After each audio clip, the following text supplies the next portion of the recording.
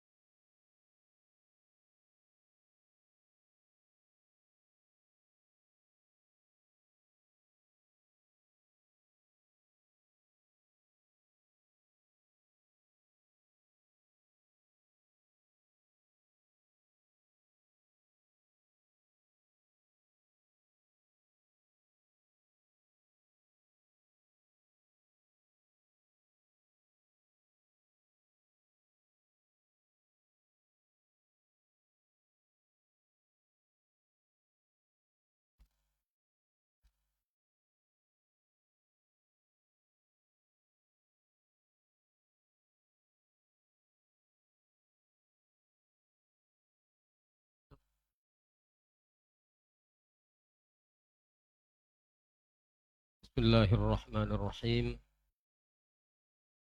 Assalamualaikum warahmatullahi wabarakatuh.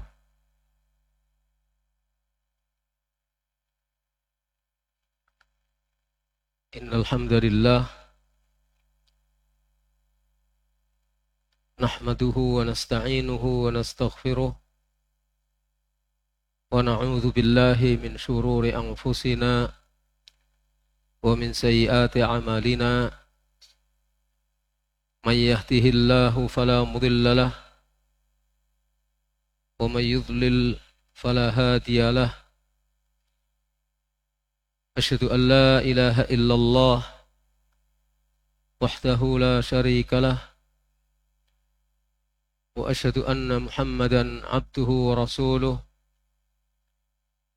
Ya ayyuhalladzina amanu taqullaha haqqa tuqatih wa la tamutunna illa wa antum muslimun. Ya ayyuhan nasu taqu rabbakumul ladzi khalaqakum min nafsin wahidah وخلق منها زوجها وبث منهما رجالا كثيرا ونساء واتقوا الله الذي تساءلون به والأرحام إن الله كان عليكم رقيبا. يا أيها الذين آمنوا اتقوا الله وقولوا قولا سديدا يصلح لكم أعمالكم ويغفر لكم ذنوبكم ومن يطع الله ورسوله فقد فاز فوزا عظيما. أما بعد فإن أصدق الحديث كتاب الله وخير الهدي هدي محمد صلى الله عليه وآله وسلم وشر الأمور محدثاتها وكل محدثة بدعة وكل بدعة ضلالة وكل ضلالة في النار. اللهم صل وسلم وبارك على عبدك ورسولك محمد وعلى آله وصحبه أجمعين. ثم أما بعد. Para hadirin yang dirahmati Allah, pada kesempatan yang berbahagia ini kita bisa bermajelis di sebuah tempat yang mubarak insyaallah di Masjid Agung As-Salam Lubuk Linggo. Atas nama pribadi saya mengucapkan terima kasih jazahumullahu khairan kepada seluruh pengurus dan DKM Masjid Agung ini. Mudah-mudahan ini menjadi pahala yang besar bagi yang terlibat di dalamnya. Hadirin yang dirahmati Allah, tema kita adalah tentang pendidikan. terkait dengan bagaimana tunas-tunas yang lahir dari generasi kita itu kelak akan menjadi generasi yang bermanfaat bagi kita, khususnya para orang tua, dan bagi kaum muslimin secara umum. Perlu kita fahami bahwa anak-anak kita, putra-putri kita merupakan nikmat yang besar dari Allah SWT, dan anak-anak kita merupakan hibah. Hibah itu artinya hadiah gratis dari Allah SWT. Allah memberikan anugerah dan Allah tidak meminta imbalan apapun dari kita. Kita dianugerahi nikmat yang gratis berupa putra-putri. Allah SWT berfirman dalam surat Asy-Syura ayat 49 ayat 59. Ayat 49 ayat 50. Lillahi mulkus samawati wal ard.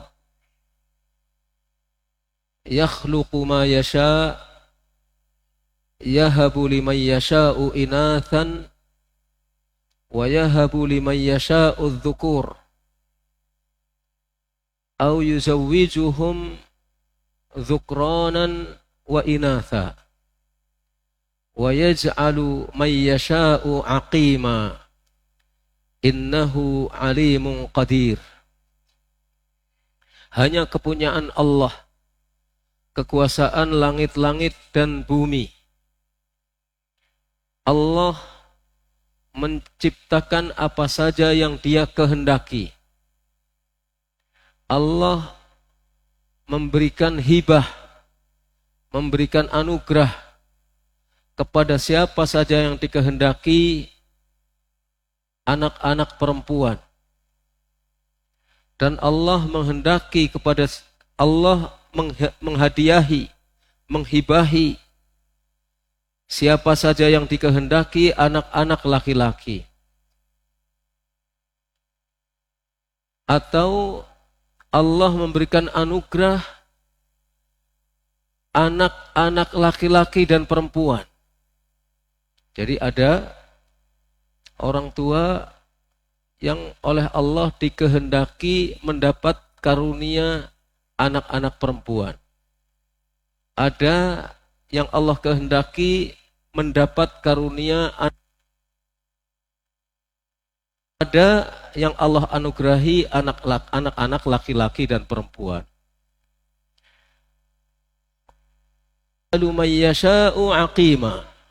Dan Allah menjadikan orang yang Dia kehendaki tidak punya anak. Innahu alimun qadir. Sesungguhnya Allah Maha mengetahui dan Maha kuasa. Ibnu Athiyah di dalam kitabnya Al-Muharrar Al-Wajiz disebutkan, beliau mengatakan tentang tafsir ini, bada'a subhanahu bidzikril inath tashrifan lahun. Allah SWT memulai menyebutkan anak-anak perempuan sebagai hal yang menunjukkan betapa terhormat anak-anak perempuan. Anak-anak perempuan bukan tidak terhormat, terhormat. Karena Allah di sini dalam ayat ini memulai menyebutkan anak-anak perempuan sebelum laki-laki. Ini menurut Ibnu Athiyah. Liyahtamma bisaunihinna wal ihsan ilaihin. Supaya orang memperhatikan untuk menjaga dan berbuat baik kepada anak-anak perempuan. Harus jaga anak-anak perempuan, dipelihara dengan baik. Wa yaqulu Wathilah Ibnul Asqa, seorang sahabat Rasulullah SAW. Wathilah Ibnul Asqa radhiyallahu anhu mengatakan, inna min yumnil mar'ah tabkiriha bil untha qabla adz-dzakar li'anna Allah bada'a bil inath. Sesungguhnya di antara keberkahan orang perempuan adalah ketika Allah menyebutkan lebih dahulu dengan menyebut inath, menyebut perempuan sebelum menyebut laki-laki. Ini adalah bentuk anugerah Allah dan bentuk anugerah yang Allah berikan kepada hambanya yang perempuan. Maka menjadi orang perempuan itu harus bersyukur kepada Allah. Dan ketika kita mendapatkan anak perempuan juga bersyukur kepada Allah. Tapi yang mendapatkan anugerah putra laki-laki tanpa perempuan juga harus bersyukur kepada Allah. Karena yang laki-laki juga disebutkan di sini.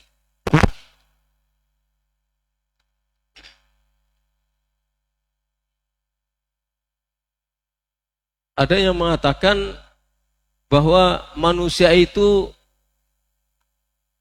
dalam kaitannya dengan anugerah putra ada 4 golongan. Yang pertama seperti Nabi Lut. Nabi Lut disebutkan konon beliau semua anaknya perempuan.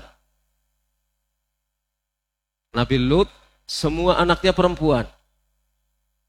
Tanpa ada satupun yang laki-laki. Jadi kalau misalnya ada keluarga yang putrinya itu perempuan semua, tanpa laki-laki, itu ada contoh sebelumnya. Gak usah khawatir. Nabi Lut, siapa yang tidak kenal Nabi Lut? Nabiullah yang diangkat sebagai nabi, orang yang sangat terhormat, itu mendapatkan anugerah anak perempuan semua. Yang kedua Ibrahim alaihi salatu wassalam. Beliau dikenal sebagai Abul Aulad karena putranya semuanya laki-laki tanpa perempuan. Maka kalau yang rumah tangga yang putranya semuanya perempuan, semuanya laki-laki tanpa perempuan, sudah berharap untuk mendapatkan perempuan tapi tidak dapat. Ini juga tidak perlu kecil hati. Karena ada contoh sebelumnya Nabi Ibrahim, salah seorang di antara ulul azmi minar rusul. Kalau kita mendapatkan anugerah laki-laki dan perempuan, ya kita sangat bersyukur, alhamdulillah. Dan yang seperti itu contohnya adalah Nabi Muhammad, Nabi kita, Nabi besar sallallahu alaihi wa alihi wasallam. Beliau mendapatkan anugerah laki-laki dan perempuan. Terus yang tidak punya anak bagaimana? Yaitu takdir dari Allah SWT. Hartanya banyak, kekayaannya melimpah, tapi tidak punya anak. Bisa hartanya disodakohkan atau diinfakkan untuk menjadi orang tua asuh bagi orang-orang yang tidak mampu. Anak-anak yatim masih banyak, orang-orang anak-anak yang kurang berkemampuan juga masih banyak. Dan itu berpahala. Dan Yahya Ibnu Zakaria alaihi massalatu wassalam, Nabiullah, ditakdirkan aqim, tidak punya anak, tidak punya putra. Jadi tidak perlu kecil hati. Tidak perlu kecil hati. Yang penting bagaimana kita beribadah kepada Allah Subhanahu wa taala. Kalau tidak punya anak sendiri, anak orang lain bisa kita kelola, bisa kita didik, bisa kita bantu dengan kemampuan kita, kemampuan finansial kita, kemampuan kita sebagai pendidik, bisa kita terlibat di dalamnya untuk mendidik putra-putri kita.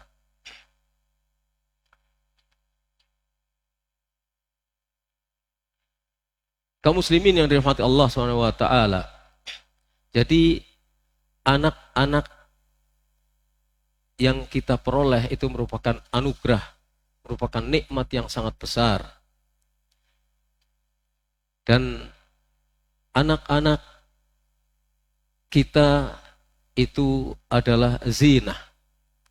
Zinah itu artinya hiasan. Perhiasan bagi kita. Allah SWT berfirman dalam surat Al-Kahfi ayat 46. Al-malu wal banun zinatul hayatid dunya wal baqiyatus salihatu khairun 'inda rabbika thawaban wa khairun amala. Harta dan anak-anak itu adalah perhiasan. Harta itu perhiasan. Putra-putri kita juga merupakan perhiasan dalam kehidupan dunia. Wal baqiyatus salihat, yang dimaksudkan al baqiyatus salihat adalah amalan-amalan kita yang bersifat abadi.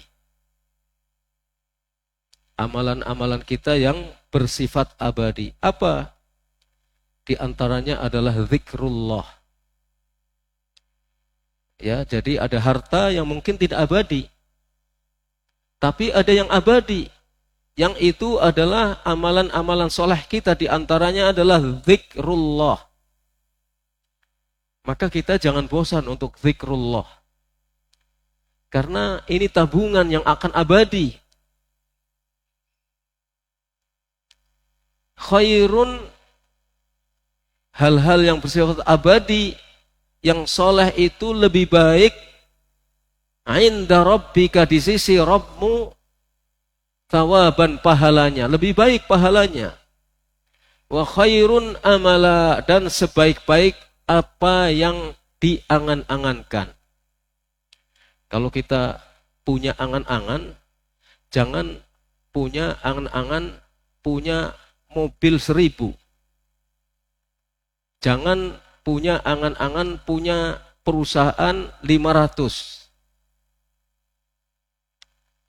Buatlah angan-angan yang itu merupakan amal soleh kita yang abadi. Banyak berzikir kepada Allah itu sesuatu yang lebih baik untuk kita angan-angankan. Selalu berzikir. Subhanallah, walhamdulillah, wala ilaha illallah, wallahu akbar, wala hawla wala quwata illa billah. Itu sesuatu yang lebih baik untuk menjadi angan-angan kita. Karena itu berpahala di sisi Allah SWT dan menjadi tabungan kita.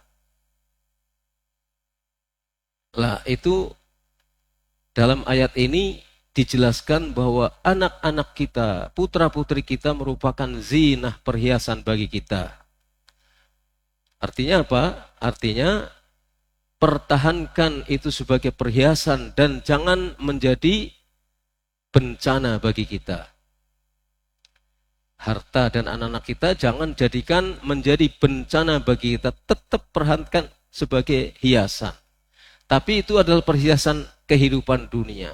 Perhiasan ini jangan sampai melupakan kita untuk beribadah kepada Allah SWT.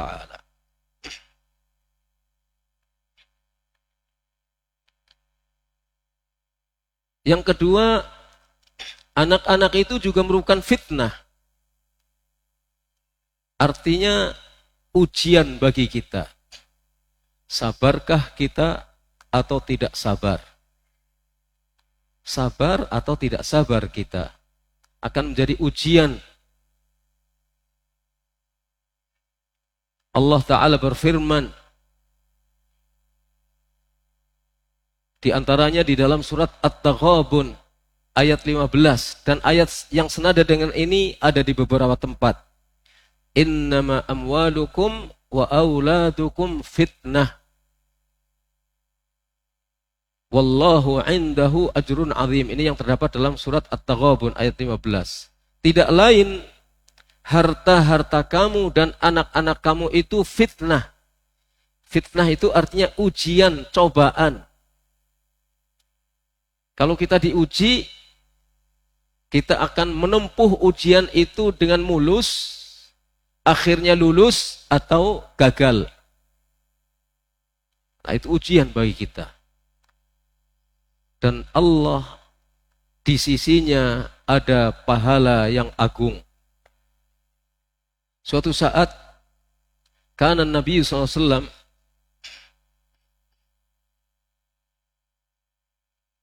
dalam hadis yang diriwayatkan oleh Imam Nasa'i, dan hadisnya sahih, terdapat di dalam Sahih Sunan An-Nasa'i. Hadis ini sahih. Kana Nabi SAW yakhtubu. Suatu kali Rasulullah SAW berkhutbah di hari Jumat. Faja'al Hasan wal Husain radhiyallahu anhuma. Masih kecil-kecil. Karena beliau berdua adalah cucu Nabi. Datanglah Hasan dan Husain radhiyallahu anhuma. Wa alaihima qamisani ahmaran ya'thurani fihima. Keduanya memakai pakaian merah, pakaian warnanya merah.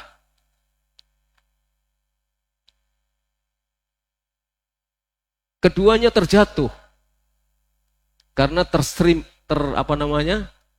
oleh bajunya, akhirnya terjatuh keduanya. Nabi SAW sedang berkhutbah, khutbah hari Jumat.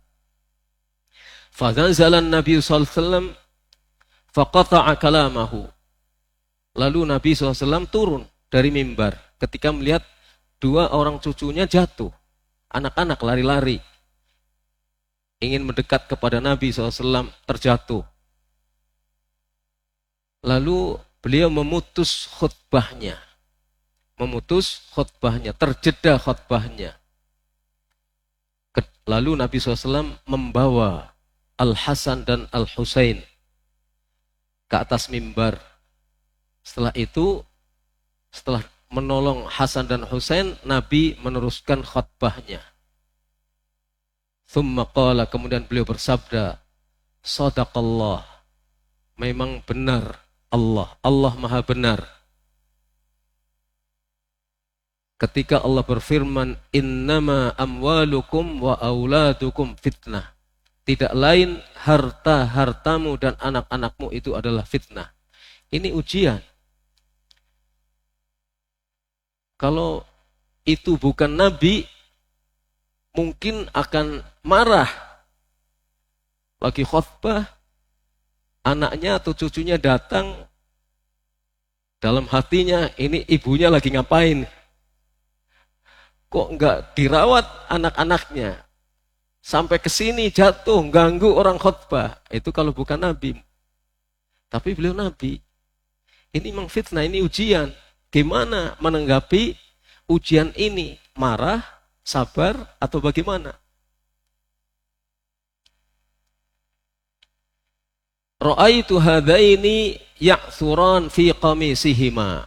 Saya lihat dua orang cucuku ini terjatuh ketika memakai baju yang kedua baju itu berwarna merah. Falam asbir hatta qata'tu kalami. Lalu saya tidak sabar, tidak tahan melihat keduanya jatuh, sehingga aku memutus perkataanku, memutus khutbahku. fahamaltuhuma, lalu aku bawa keduanya ke atas mimbar, baru Rasulullah melanjutkan khutbahnya. Dari sini para ulama menyebutkan bahwa pada kondisi tertentu ketika dibutuhkan, khatib itu boleh memutus kata-katanya. Dan boleh membawa anak atau boleh membawa cucu yang seperti dialami oleh Al-Hasan dan Al-Husain. Wallahu a'lam bishawab.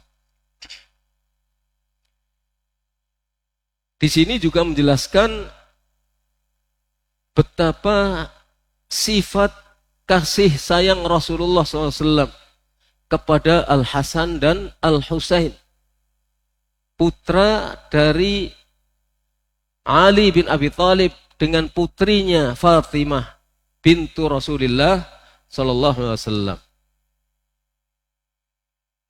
Nah, itu menunjukkan betapa Nabi sangat perhatian, dan itu bagian daripada pendidikan hati. Kalau misalnya anak yang seperti itu disikapi dengan kasar, diambil, ngapa kamu kesini, ibumu kemana? Akan berpengaruh buruk kepada anak.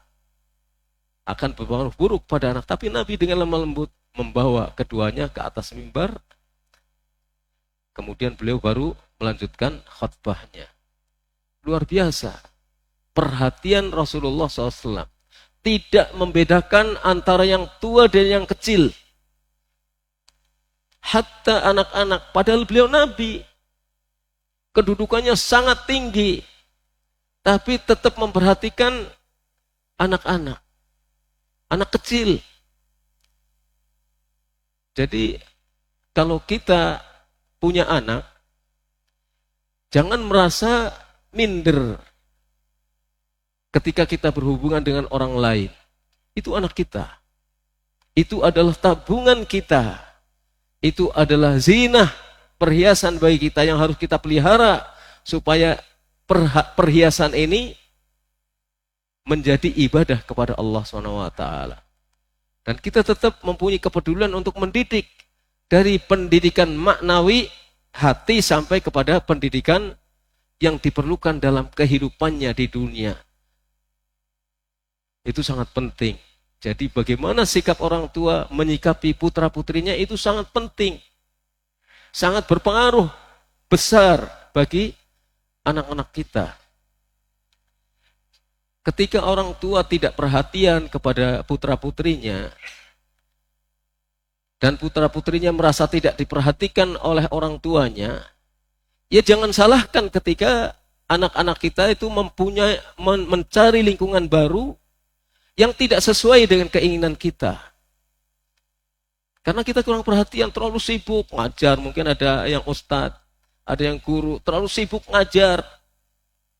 Terlalu sibuk melakukan kerjaan di kantor dan lain sebagainya. Akhirnya kita kurang perhatian terhadap anak-anak kita.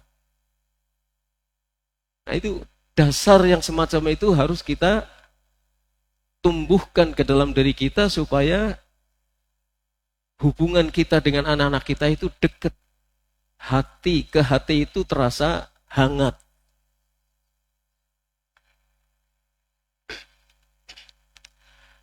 Kaum muslimin yang dirahmati Allah.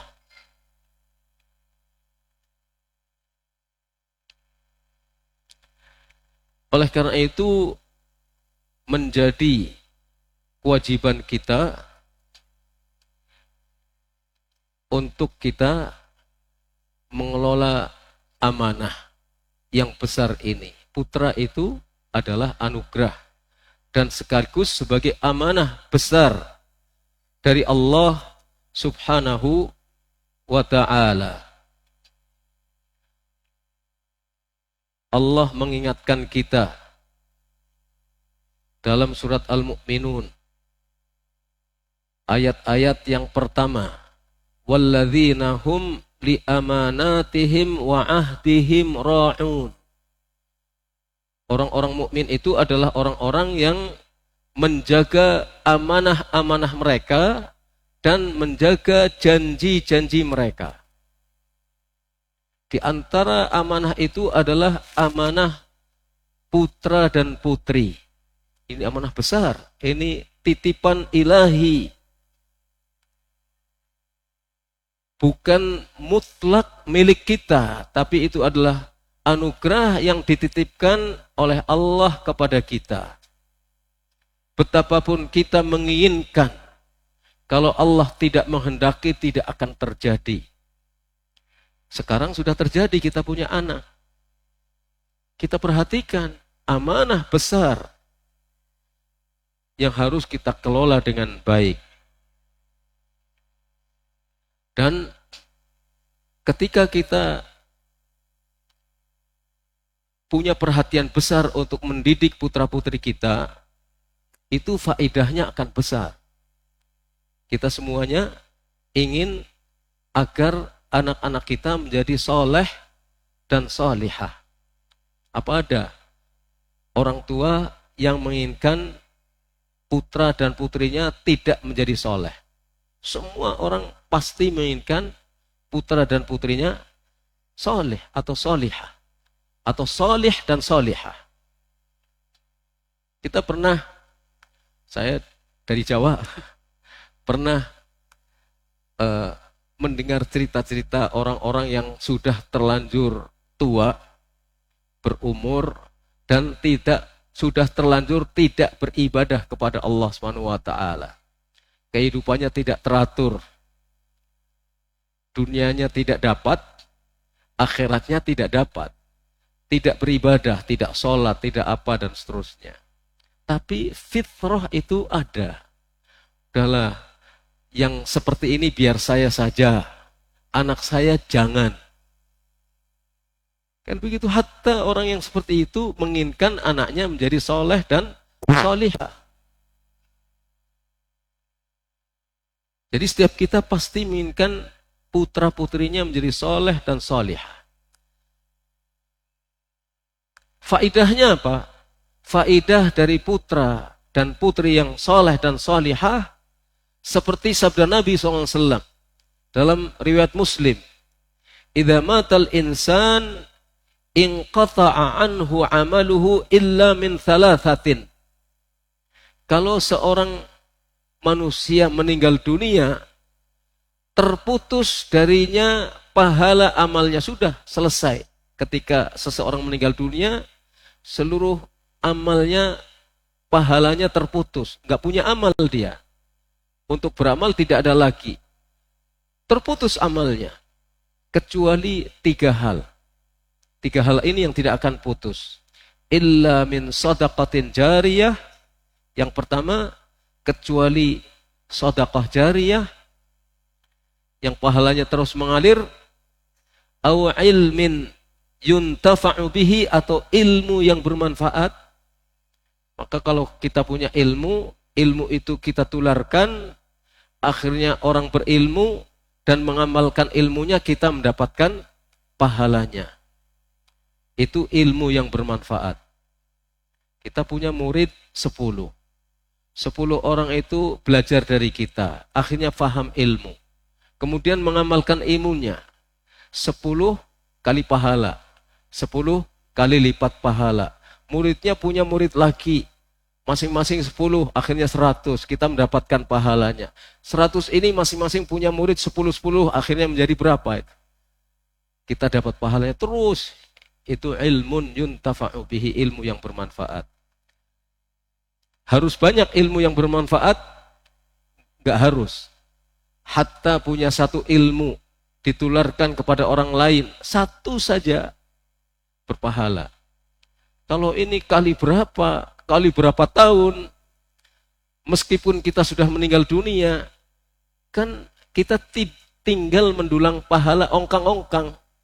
Ibarat orang punya perusahaan, enggak mikir lagi, sudah ongkang-ongkang, uangnya terus mengalir. Tapi yang mengalir bukan uang ini, pahala dari Allah SWT. Itu ilmu yang bermanfaat. Maka kalau mendidik putra-putri kita, walaupun bukan kita sendiri yang mengajari, tapi kita menjadi sebab dia mendapatkan ilmu yang bermanfaat. Dapat pahalanya insya Allah. Dapat pahalanya. Yang ketiga, awaladin salih yad'u lahu. Anak soleh yang mendoakannya. Kita dapat pahala dari ilmu yang bermanfaat, dapat pahala ketika anak itu menjadi anak soleh yang terus mendoakan kita. Luar biasa ini. Hadis Nabi SAW ini adalah motivasi yang sangat besar bagi kita untuk menjalankan amanah. Di antaranya adalah amanah pendidikan terhadap anak-anak kita. Luar biasa ya. Orang membaca hadis ini saja sudah semangatnya tumbuh itu insya Allah. Karena hidup di dunia ini hanya sebentar saja. Sebentar lagi kita akan tinggalkan dunia yang fana ini. Semua keindahan dunia akan kita tinggalkan. Kita tidak akan bisa menikmati kalau suatu saat di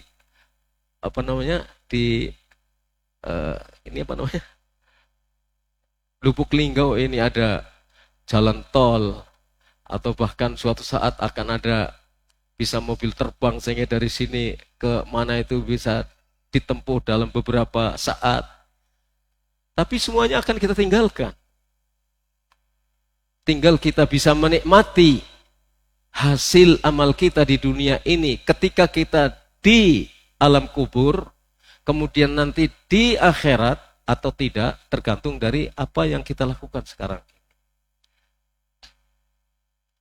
Kita ingin pasca kehidupan dunia ini, kita juga mendapatkan kenikmatan-kenikmatan di alam kubur. Setelah itu kenikmatan-kenikmatan di alam akhirat. Dan itu tidak ada yang bisa menolong kita kecuali Allah Subhanahu wa taala. Tidak ada yang bisa menolong kita kecuali Allah Subhanahu wa taala, dan kita harus bertanggung jawab sendiri di hadapan Allah Subhanahu wa taala. Nanti dibantu oleh sedekah jariyah, meskipun tidak seberapa, tapi ikhlas itu akan bermanfaat. Kemudian ilmu yang bermanfaat, kemudian anak soleh. Dalam hadis yang lain juga riwayat Muslim, man dalla ala khairin falahu mithlu ajri fa'ilihi. Siapa yang menunjukkan orang lain pada kebaikan, ini ada satu kebaikan, kita tunjukkan orang lain, ini saudaraku, ini ada kebaikan, lakukan. Kita menunjukkan kebaikan itu. Maka ketika dia mengamalkan kebaikan itu, kita akan mendapatkan pahalanya. Persis pahala seperti yang dia peroleh. Kan banyak peluang kita untuk mendapatkan kebaikan, pahala. Untuk kepentingan kita hidup di akhirat kelak.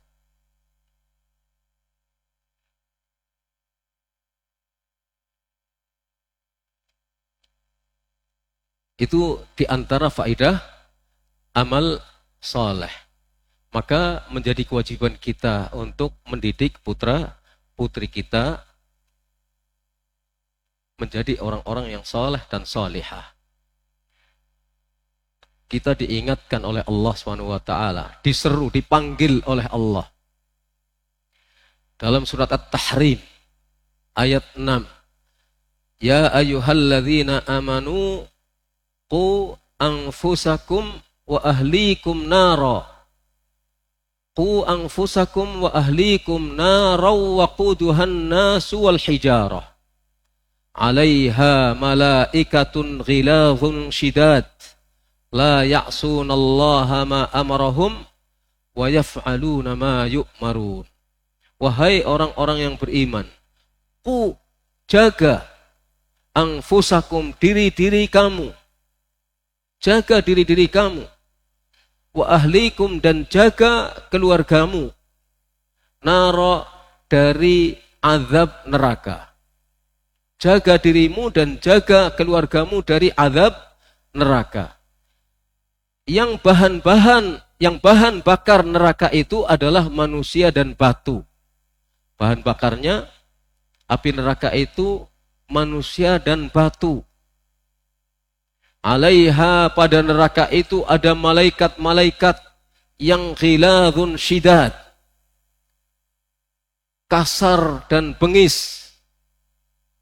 Malaikat yang wajahnya mengerikan, kasar dan bengis, tidak pernah durhaka kepada Allah. Malaikat-malaikat itu senantiasa taat, tidak pernah durhaka kepada Allah. Selalu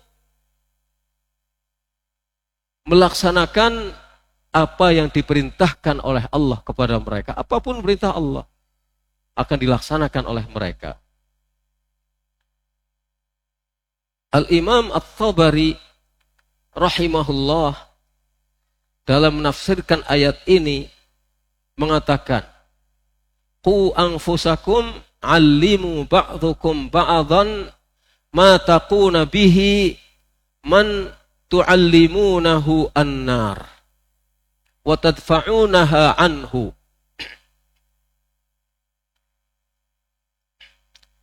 Jagalah, alimu, ajarkanlah. Hendaknya sebagian kamu mengajarkan kepada sebagian yang lain sesuatu yang dengan apa yang diajarkan itu, maka kalian akan menjaga dari api neraka. Jadi artinya apa? Mengajarkan satu sama lain ilmu yang dengan ilmu itu bisa menjaga kita sekalian dari siksa api neraka.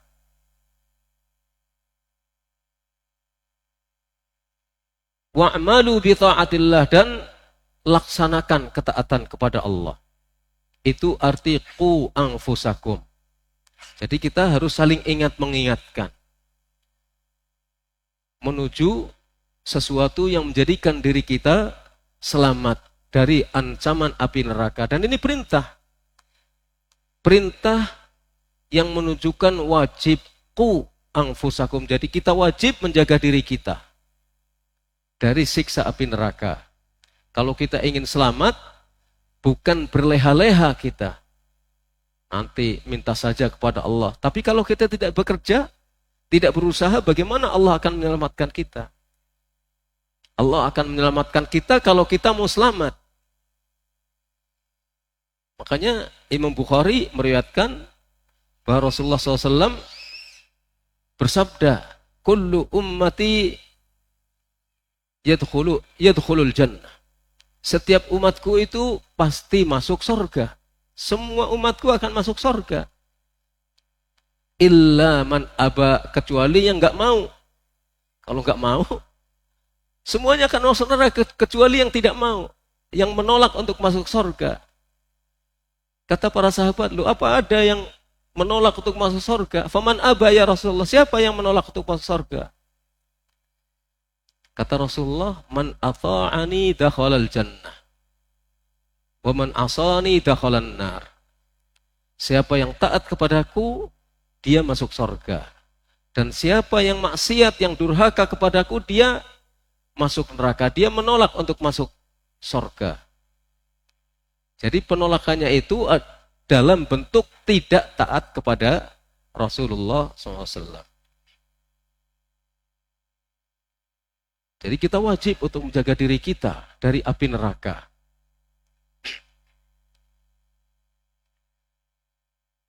Semua orang kita pasti ingin masuk surga, dan semua kita pasti ingin terhindar dari neraka. Sayangnya sudah menjadi ketetapan sunnatullah. Sebagaimana sabda Nabi SAW, huffatil jannah bil makarih. Surga itu ditutupi dengan hal-hal yang tidak menyenangkan. Kita ingin meraih surga, tapi sayangnya untuk meraih surga itu tidak mudah. Karena jalan menuju ke surga itu banyak hal-hal yang tidak mengenakkan. Wa huffatin nar bisyahawat. Sementara neraka itu diliputi dengan hal-hal yang merangsang syahwat. Merangsang syahwat. Banyak orang terjerumus dalam kemaksiatan, padahal dia tahu itu maksiat. Tapi hawa nafsunya tidak bisa menolak keinginan untuk berbuat maksiat itu.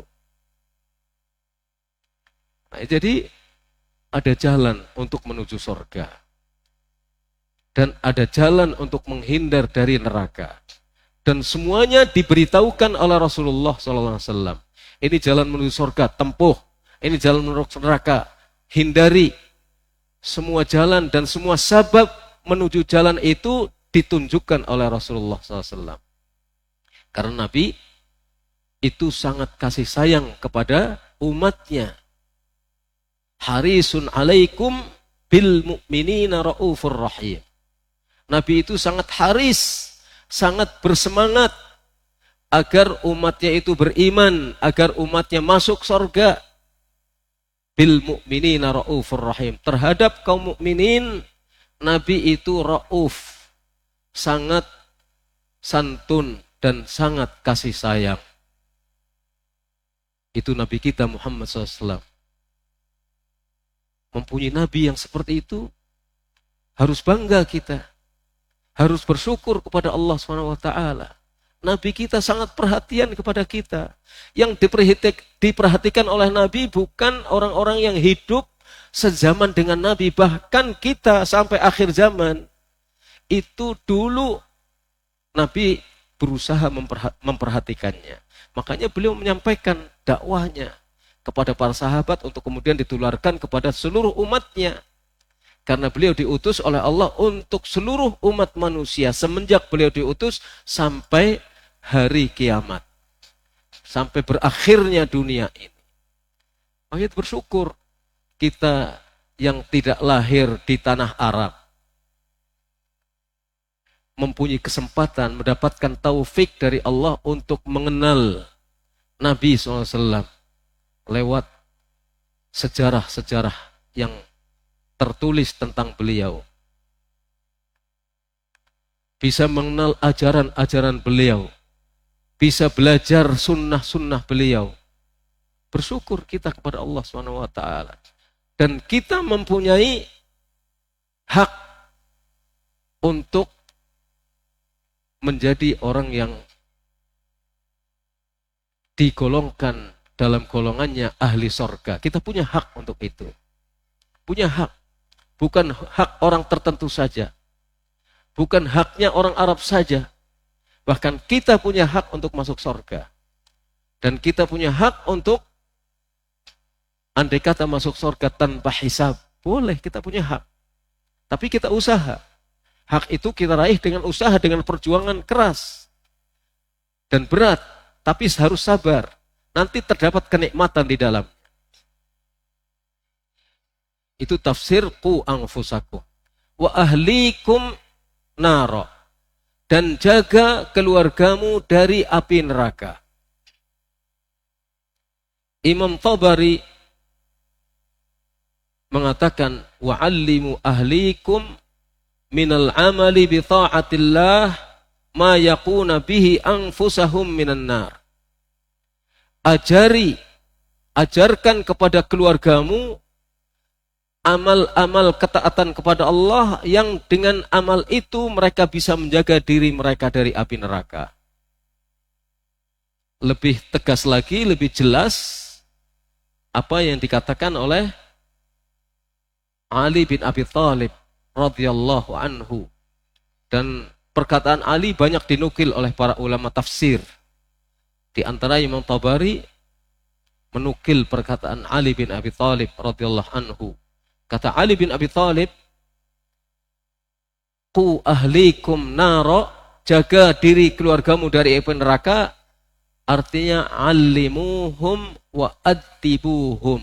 Dua. Allimuhum, ajari mereka ilmu. Wa addibuhum, ajari mereka adab. Didik mereka dengan adab. Ada ilmu, ada adab. Adab itu ketika seseorang punya adab, dia akan mengamalkan ilmunya. Ilmunya bukan hanya disimpan untuk dirinya. Ilmunya bukan untuk hiasan, tapi ilmunya diterapkan dalam kehidupan sehari-hari.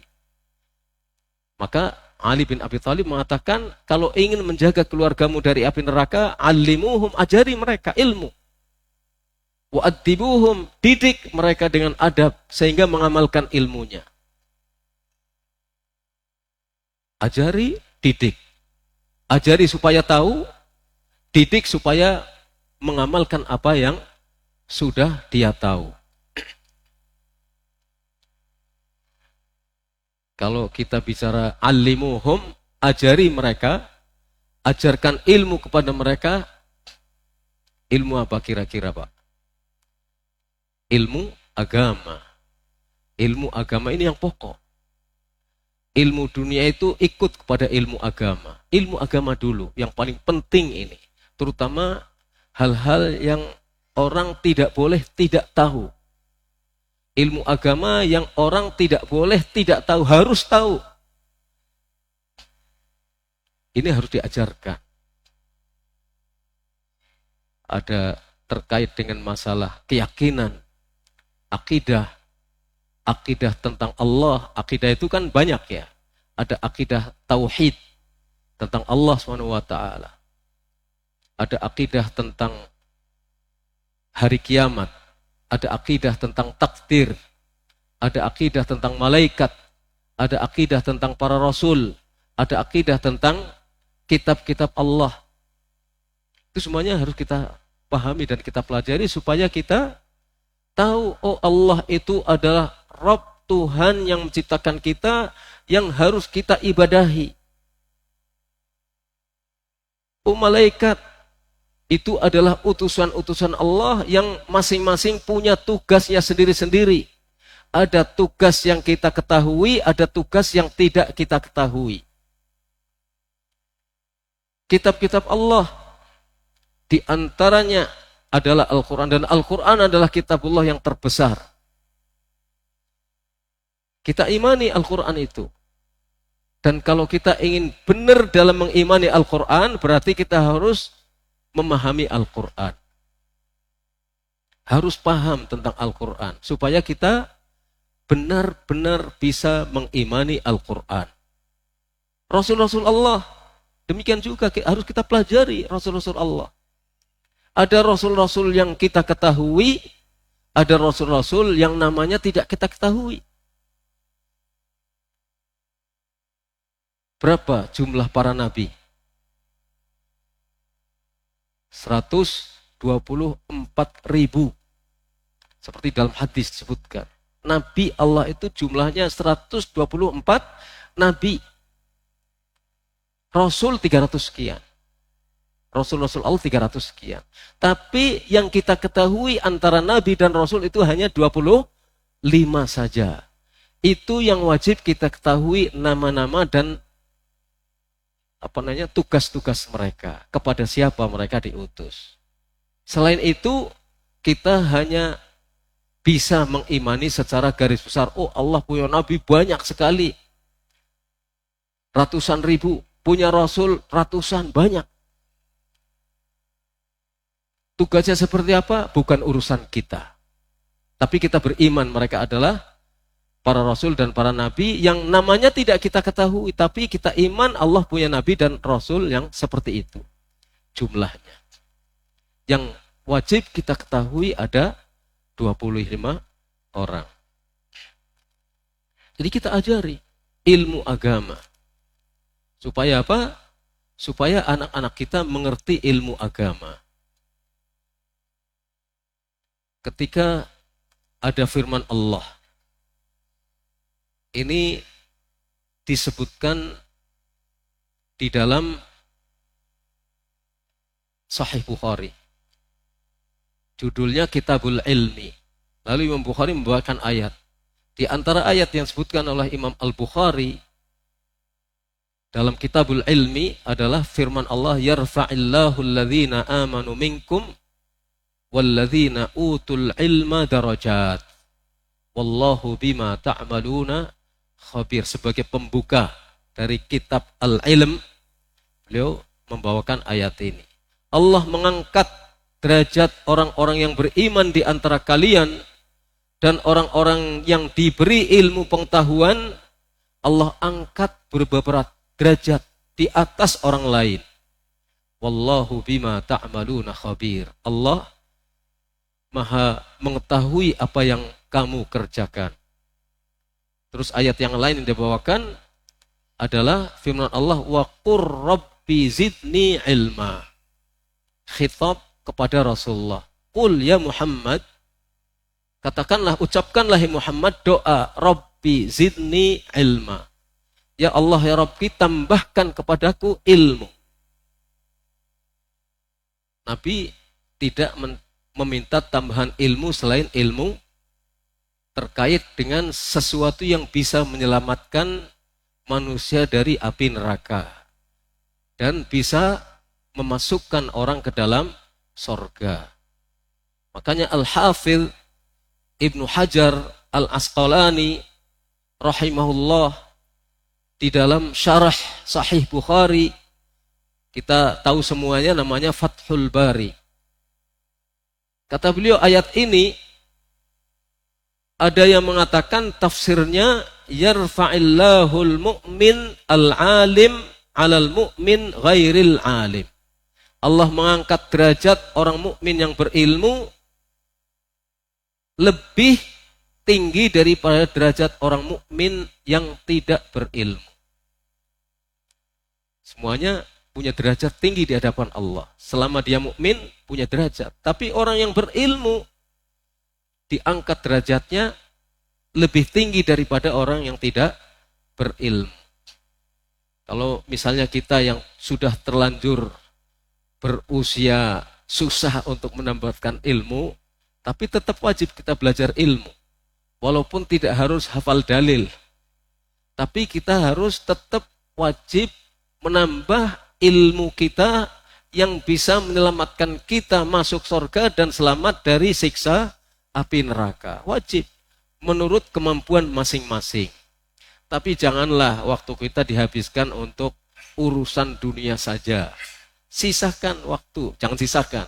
Sediakan waktu khusus untuk mendalami ilmu agama yang dengan niatnya adalah untuk bisa diamalkan. Dengan ilmu itu kita bisa mengamalkan ilmunya. Bukan untuk hebat-hebatan, bukan untuk berdebat, bukan untuk menonjolkan diri, tapi kita jadikan ilmu itu bekal kita menuju amal yang soleh.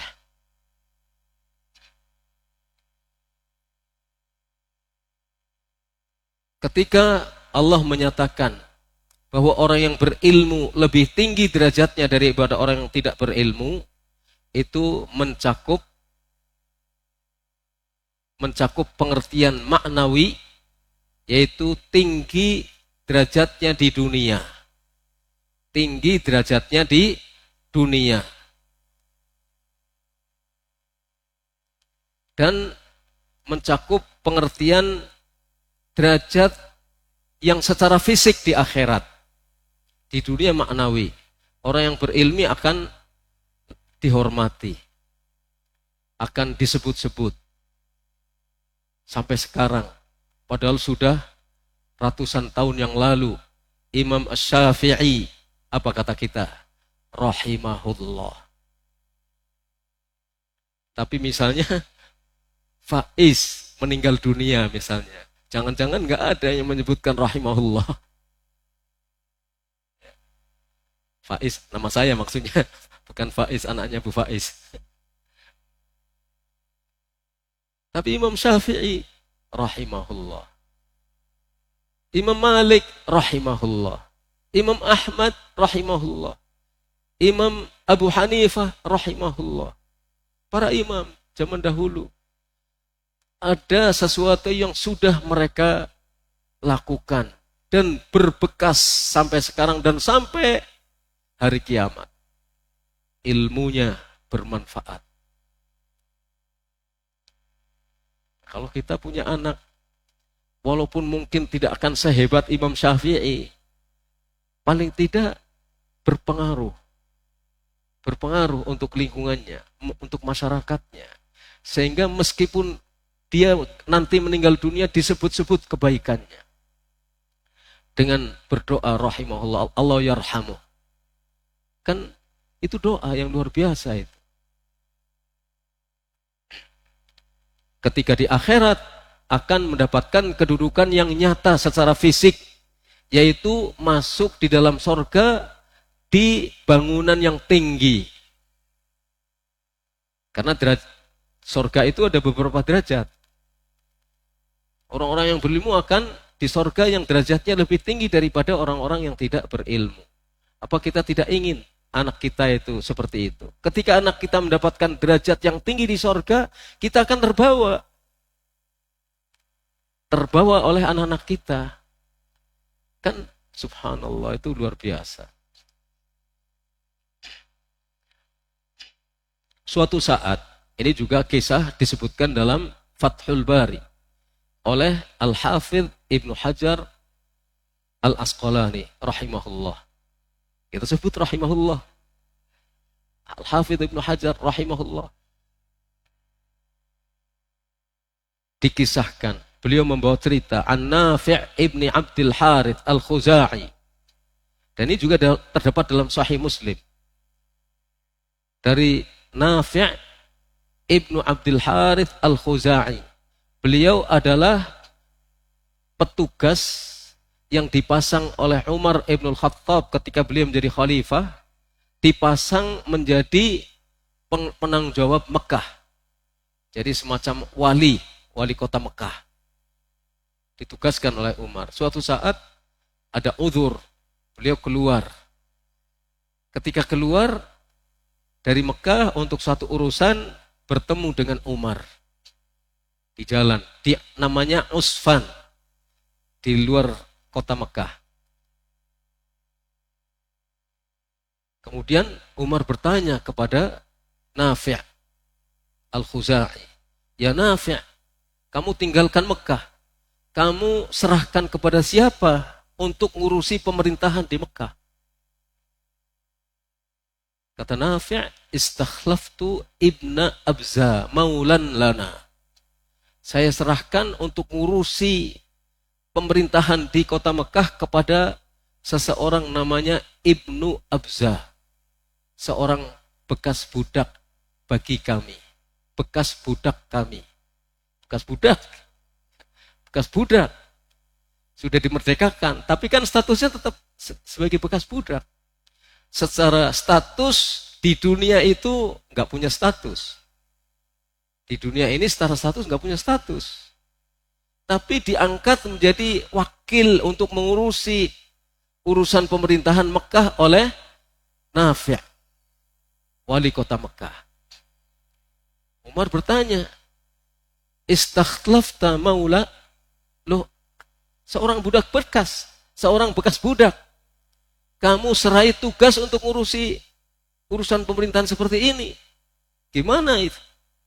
Kata beliau, Nafi', "Innahu qari'un li kitabillah, alimun bil faraid."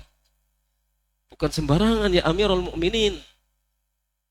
Beliau Ibnu Abza ini hafidh Al-Quran dan alim tentang faraid, tentang ilmu faraid. Intinya beliau adalah seorang yang alim. Hafidh Al-Quran waktu itu bukan sekedar hafalan, tapi paham makna dari Al-Quran.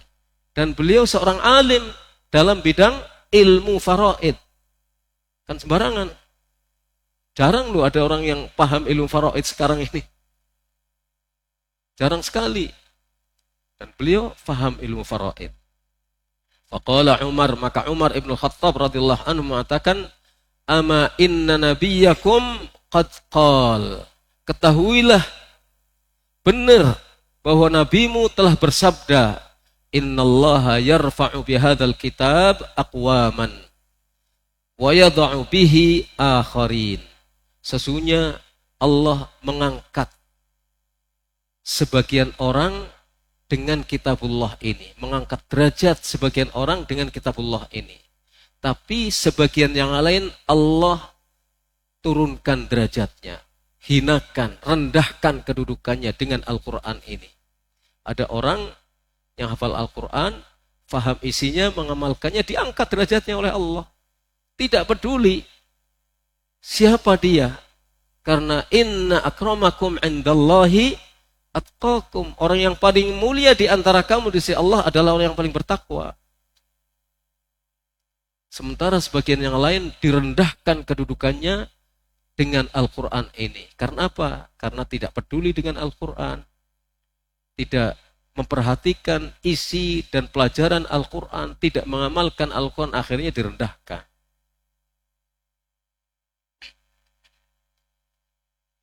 Terkait dengan firman Allah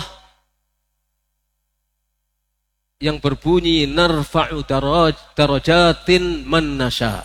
Kami angkat orang yang kami kehendaki beberapa derajat tingginya. Kata Zaid bin Aslam, ini dinukil juga oleh Al-Hafidh Ibnu Hajar, Zaid bin Aslam itu tabi'ut tabi'i atau tabi'i. Zaid bin Aslam mengatakan narfa'u darajatin man nasha bil ilmi. Mereka diangkat derajatnya dengan ilmu. Dengan ilmu itulah seseorang diangkat, derajatnya diangkat.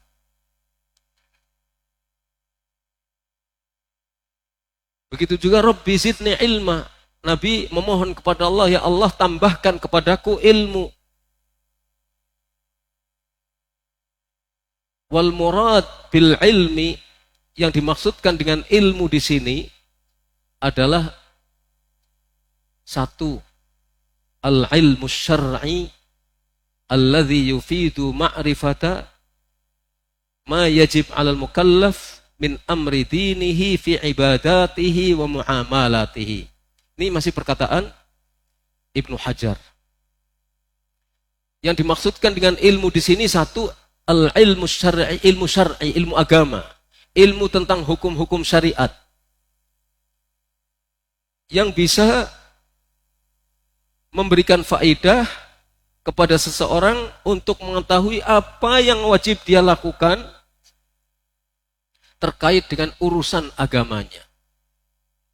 Baik itu terkait dengan ibadah-ibadahnya maupun terkait dengan muamalahnya. Jadi urusan agama itu ada urusan terkait dengan masalah ibadah, sholat, siam, zakat, hajj, dan ibadah-ibadah lainnya juga terkait dengan urusan muamalah yang melibatkan orang lain. Ada jual beli, nggak mungkin jual beli sendirian. Saya jual, saya beli, tetap memerlukan keterlibatan orang lain. Maka ini disebut bagian dari muamalah. Hubungan antara pemimpin dan yang pimpin itu juga termasuk urusan muamalah. Pertetanggaan juga termasuk urusan muamalah, dan itu kaidah-kaidahnya sudah ditetapkan oleh Rasulullah dalam urusan muamalah ini.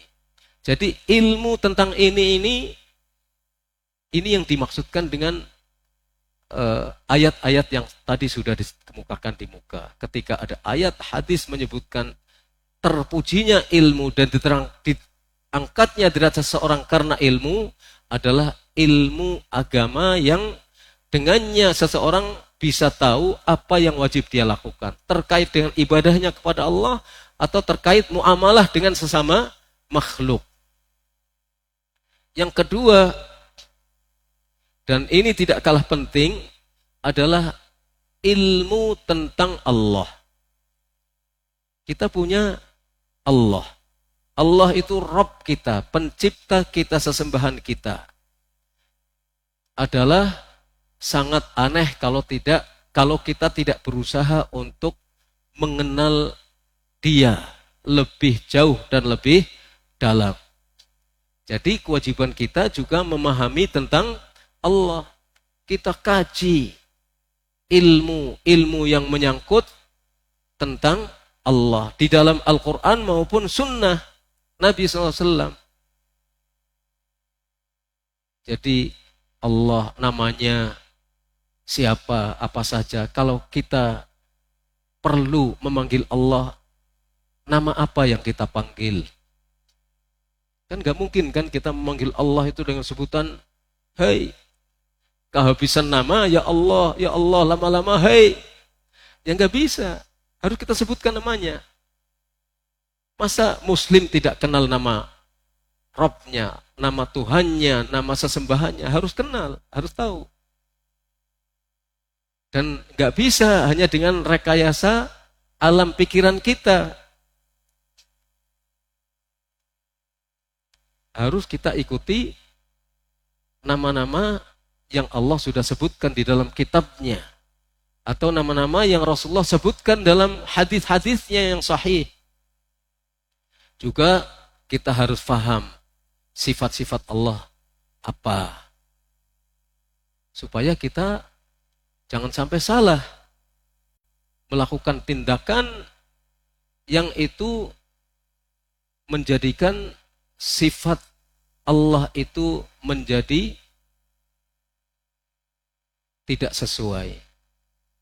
Jadi kita harus memahami sifat-sifat Allah supaya kita jangan melakukan tindakan yang bertentangan dengan sifat-sifat Allah Subhanahu wa taala. Juga harus memahami hak apa yang wajib kita lakukan kepada Allah Subhanahu wa taala. Allah punya hak yang wajib kita penuhi. Jadi kita hidup ini tidak berpikir hanya memenuhi hak manusia saja, tapi yang paling penting justru kita harus memenuhi hak Allah Subhanahu wa taala. Apa kewajiban kita? Apa saja hak Allah Subhanahu wa taala? Dan itu ilmu yang kita tanamkan kepada anak-anak kita. Kalau kita tidak bisa ngajari sendiri, serahkan kepada orang yang tahu tentang itu. Kalau satu orang tidak bisa, lembaga. Serahkan ke lembaga yang terpercaya. Supaya dididik ilmu agama yang benar, ilmu tentang Allah yang benar, supaya dia bisa memenuhi kewajiban-kewajibannya, memenuhi hak-hak Allah SWT. Dan juga apa yang menjadi hak Allah, di mana Allah Maha Suci dari segenap sifat kurang. Kita kenal. Dan kata Ibnu Hajar, kisaran ilmu itu berkisar antara tafsir, hadis, fikih. Kenapa tafsir? Karena tafsir adalah tafsir Al-Quran, Kitabullah. Hadis, kenapa hadis? Karena ini adalah sumber kedua setelah Al-Quran. Yang keduanya tidak pernah saling bertentangan satu sama lain. Kenapa fikih? Karena fikih ini adalah ilmu tentang memahami Al-Quran dan Sunnah. Bagaimana sholat? Nanti masuk dalam ilmu fikih. Detail-detail daripada tata-tata sholat, waktu-waktunya, harus wudu, dan lain sebagainya itu masuk dalam ilmu fikih. Nanti dikembangkan menjadi cabang-cabang ilmu yang lain. Karena belajar tafsir, kalau tiba-tiba belajar tafsir Ibnu Katsir misalnya, sulit kita memahami. Dari yang global-global saja dulu. Tafsir Al-Quran tentang akidah, tafsir Al-Quran tentang masalah-masalah yang terkait dengan hak-hak Allah, terkait dengan hak-hak Rasulullah SAW, tentang adab, tentang akhlak, dan lain sebagainya. Kalau sudah mapan pengetahuannya secara garis besar ilmu-ilmu ini, maka nanti anak-anak kita kasih pilihan, kamu bidangnya ilmu tafsir, ilmu hadis, ilmu akidah, ilmu fikih, atau apa. Terserah daripada kesenangan masing-masing dan bakat masing-masing. Tapi ilmu-ilmu yang sudah detail seperti itu, hukumnya fardu kifayah. Hukumnya fardu kifayah. Tapi ilmu-ilmu yang garis besar tadi, hukumnya wajib ain. Wajib berkepala. Di mana orang tidak boleh tidak tahu. Lah itu yang harus kita ajarkan. Jadi fokus kita, ketika kita mendidik anak-anak kita, itu adalah ada tarbiyah ilmiah, tarbiyah pendidikan keilmuan kepada putra-putri kita. Kita didik ilmunya. ilmu agama. Sekarang kita kekurangan orang-orang alim, orang-orang yang paham betul tentang ilmu agama kurang, tidak banyak. Tapi ahli ilmu dunia itu banyak, sudah bejibun. Di satu tempat yang isinya mungkin hanya 100 orang, ahli ilmu dunianya mungkin ada puluhan lebih. Tapi di antara 100 orang itu yang mengerti ilmu agama mungkin sedikit. Sedikit. Makanya banyak dakwah kita tidak menyentuh ke daerah-daerah yang di pinggir, yang di pedalaman. Kita dakwahnya gini aja. Ya, dakwah kita itu lebih banyak pengajian di masjid-masjid. Tapi di sini enggak, insya Allah. Di sini tidak. Jadi ada orang-orang yang peduli untuk ngasih pencerahan di perkampungan-perkampungan, di pedalaman-pedalaman. Kalau kami di Solo, kita ada pondok nyebrang. Pondok kami itu antara kabupaten dengan kabupaten dibatasi dengan rel kereta api. Ketika kita nyebrang rel kereta api, banyak di sana penduduk dari perkampungan yang tidak tersentuh oleh dakwah. Pendidikan rata-rata SMP sudah, terus kemudian masuk pabrik. Gak perlu pendidikan tinggi-tinggi, juga kurang tersentuh oleh dakwah. Sehingga banyak remaja yang tinggalkan sholat, tidak peduli dengan sholat, tidak peduli dengan bagaimana beribadah kepada Allah SWT. Ini tantangan bagi kita. Dan kalau kita memperbanyak anak-anak kita untuk menjadi orang-orang yang alim, dan jumlahnya semakin besar, maka kita bebas menyebarkan mereka kemana saja. Ya, kalau kita punya tenaga ahli, orang yang ahli ilmu agama, rebutan itu, satu orang direbut beberapa daerah, masing-masing butuh. Nah kalau jumlah orang yang seperti ini banyak, nggak perlu rebutan nanti, tidak perlu rebutan. Anak-anak dari bapak-bapak ini yang akan kita kader, yang bapak-bapak kader untuk menjadi orang-orang yang ahli ilmu agama. Derajatnya jelas di akhirat akan lebih tinggi daripada orang-orang ilmiah. Kemudian juga pendidikan amaliyah. Setelah ilmu harus kita latih supaya mengamalkan ilmunya, dan ini bukan perkara yang mudah. Nabi memerintahkan kepada kita, muru auladakum bis-shalah wahum abna sab'i sinin. Perintahkan anak-anakmu, suruh anak-anakmu untuk sholat ketika mereka berumur 7 tahun. Ya sabar, belum 7 tahun sudah nyuruhnya kepada anak sambil bentak-bentak, sholat. Belum sholat, masih 6 tahun. Perintahnya kan suruh anak-anakmu ketika 7 tahun untuk sholat. Latih, diajak ke masjid. Ketika di masjid itu diletakkan di samping supaya tidak lari-lari. Sebelum itu boleh, selama bisa mengendalikan putra-putrinya. Ke masjid, kemudian dilatih untuk ketika sholat konsentrasi, tapi jangan dipaksa, karena mereka masih belum umur, masih belum 7 tahun, boleh dibawa. Tapi yang penting dikendalikan, jangan mengganggu sholatnya orang lain. Jadi ini pendidikan amaliyah dari kecil. Wadribuhum 'alaiha wahum abna'u 10 sinin. Pukul anak-anakmu itu ketika tidak mau sholat pada saat umurnya sudah 10 tahun. Bukan pukulan petinju, bukan pukulan orang yang sparring MMA di atas ring. pukulan kecil, ringan, pukulan pendidikan yang tidak menyakiti, tapi menyinggung hatinya. Tidak menyakiti secara fisik, tapi hatinya akan, kok ayah saya, ibu saya selama ini tidak pernah marah sama saya. Tidak pernah mukul sama saya, kok sekarang mukul. Gini aja pukulnya, sholat. Kenapa nggak sholat? Bicaranya tegas, tapi tetap dengan penuh kasih sayang, sholat. Bukan nanti terjengkang, pingsan, bahaya itu. Bahaya.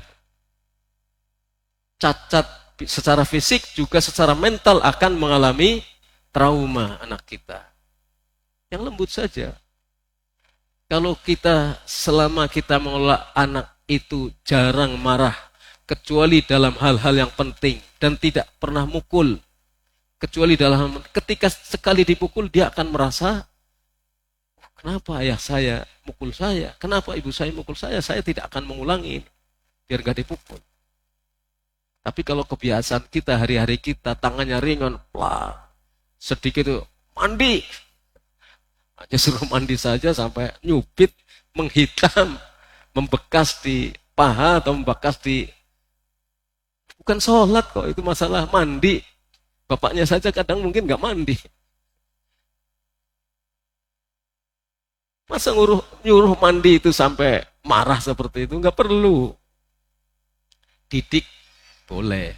Mandi biar nggak bau. Kalau sholat, ibadah itu kan perlu bersih, perlu baunya enak, tidak bau keringat. Itu pendidikan. Sejak anak-anak kita masih kecil. Kemudian akhlak,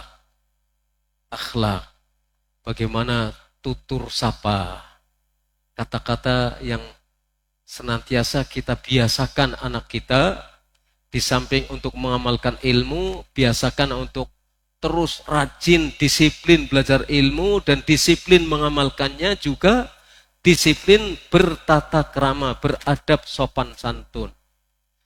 Bagaimana sikap kepada orang tua, ketika ngomong pada orang tua, kepada teman, kepada yang lebih kecil, termasuk ifsya'us salam, menebarkan salam. Sekarang sepertinya di beberapa daerah, ifsya'us salam itu menjadi sesuatu yang aneh. Ada bahkan rumor. Dan rumor ini kelihatannya benar. Ada orang-orang kampung di daerah saya itu, ucapan salam itu hanya untuk orang-orang khusus, orang-orang tertentu. Kepada, kalau hubungan dengan santri salam, tidak dengan santri tidak salam. Ketika kita salami, mereka merasa aneh, oh saya orang kampung kok disalami oleh santri. Itu merasa aneh, merasa sesuatu yang asing. Padahal salam itu kan ucapan seorang muslim di mana saja dia berada, dengan tingkat apa saja, ditekankan oleh Nabi SAW supaya ifsya'us salam, menebarkan salam. Menebarkannya sunnah, tidak wajib, menjawabnya muslim pada muslim yang lain. Dan Allah berfirman, idza huyitum bi tahiyyatin fahayyu bi ahsana minha aw rudduha. Ini menunjukkan menjawab salam itu wajib hukumnya. Kalau kamu diberi salam, fahayyu bi ahsana minha, jawab salam itu dengan jawaban yang lebih baik. Aw rudduha, atau jawab dengan jawaban yang sama. Jadi assalamualaikum, kita boleh menjawab waalaikumsalam, tapi wajib menjawabnya. Atau waalaikumsalam warahmatullah, atau waalaikumsalam warahmatullah wabarakatuh. Dan itu akhlak yang diantara adab-adab yang diajarkan oleh Rasulullah SAW terkait masalah hubungan dan interaksi antara muslim dengan muslim yang lain. Kalau ini saja, ajaran Rasulullah tentang salam ini saja kita tanamkan kepada anak-anak kita sehingga menjiwai makna salam ini akan menjadi sesuatu yang luar biasa. Anak kita akan jadi anak yang peduli kepada sesamanya, kepada lingkungannya. Tapi memang bukan sekedar melafazkan. Kita tanamkan dan kita sampaikan kepada anak kita, salam ini maknanya seperti ini. Doa keselamatan. Kamu menjawab selamat orang lain. Jadi ini hubungan kasih sayang di antara sesama muslim. Bukan sekedar tradisi, bukan sekedar budaya, tapi ini adalah sesuatu yang harus bermakna. Lah ketika anak-anak kita faham tentang itu, dan itu butuh waktu, proses pendidikan, memberikan pemahaman, memberikan pengertian, dengan membawakan hadis-hadis Nabi SAW, maka nanti akan terbentuk kepribadian yang baik, akhlak yang baik. Akhlak, kalau kita gali dari ajaran Islam itu cukup untuk hidup. Dan bahkan waktu kita kekurangan untuk mempelajari akhlak. Banyak akhlak.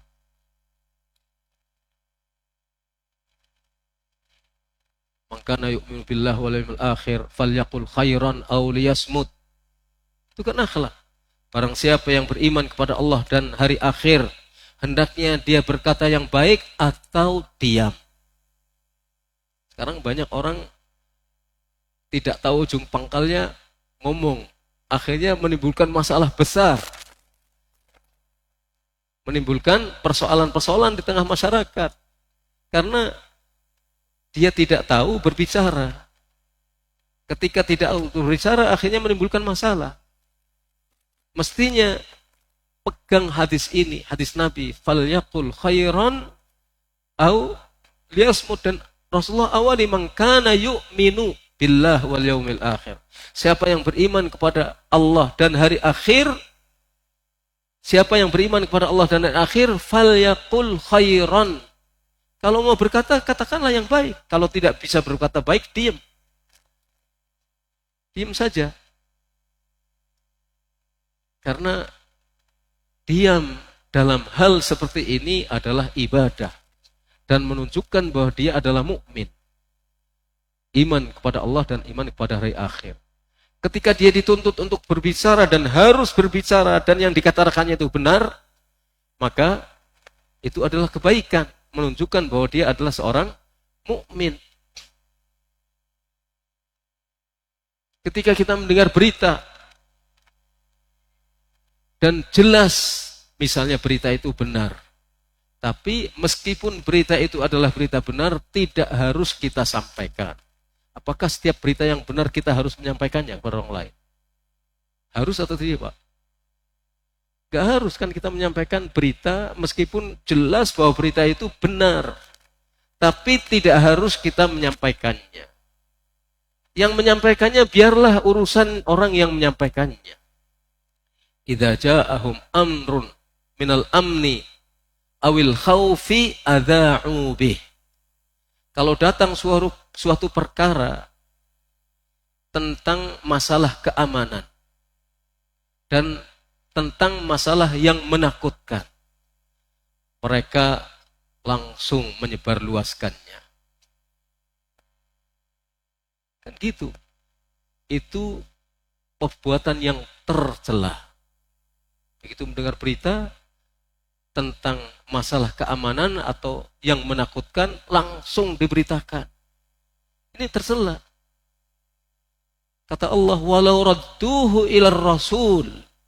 Kalau masalah ini dikembalikan kepada Rasul, berita seperti ini dikembalikan kepada Rasul, wa ila ulil amri minhum, dan kepada ulil amri di antara mereka, orang yang punya kewenangan untuk mengelola berita, mana yang boleh disebarkan, mana yang tidak boleh disebarkan. La'alimahul ladzina yastambitunahu minhum. Tentu akan mengetahui orang yang bisa mengambil istimbat, kesimpulan di antara mereka. Apakah boleh disebarkan atau tidak disebarkan. Tidak sehat orang kalau itu kasusnya menyangkut keamanan, ketentraman, dan sesuatu yang menakutkan, tidak setiap orang bisa memberitakannya. Atau boleh memberitakan. Itu urusan yang bertanggung jawab. Hanya kan kita sering, masyarakat menuntut, harus terbuka dong.